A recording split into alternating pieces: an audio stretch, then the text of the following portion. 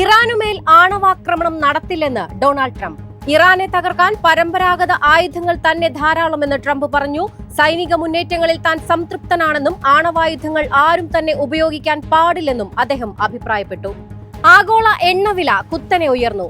Hormuz കടലിടുക്കിലൂടെയുള്ള കപ്പൽ ഗതാഗതം തടസ്സപ്പെട്ടതാണ് ഇതിന് കാരണം. അന്താരാഷ്ട്ര വിപണിയിൽ ബ്രെന്റ് ക്രൂഡ് ഓയിൽ വില ബാരലിന് $106 മുകളിലെത്തി.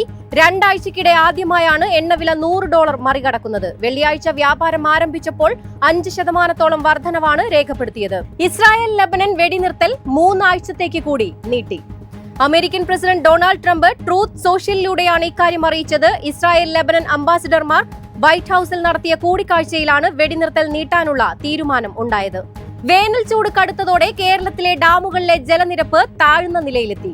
പല ഡാമുകളിലെയും നീരൊഴുക്ക് കുറവാണെന്നാണ് റിപ്പോർട്ട്. ഇതോടെ വൈദ്യുതി ഉൽപാദനം പ്രതിസന്ധിയിലായി. ഇടുക്കി ഡാമിൽ ഇപ്പോഴുള്ളത് 2335 അടി വെള്ളം മാത്രമാണ്. ആകെ സംഭരണശേഷിയുടെ 35% മാത്രമാണ് അണക്കെട്ടിൽ ഇപ്പോഴുള്ളത്. സംസ്ഥാനത്ത് സ്വർണ്ണവിലയിൽ ഇടിവ് തുടരുന്നു. ഗ്രാമിന് 130 രൂപ കുറഞ്ഞ് 14,020 രൂപയിലെത്തി. പവന് 1,040 രൂപ കുറഞ്ഞ് 1,12,160 രൂപയായി. 18 കാരറ്റ് സ്വർണം ഗ്രാമിന് 11,520 രൂപയും പവന് 92,160 രൂപയുമായി. വെള്ളി ഗ്രാമിന് 260 രൂപയിലാണ് വ്യാപാരം. എളുപ്പത്തിൽ സമ്പാദ്യം വളർത്താം.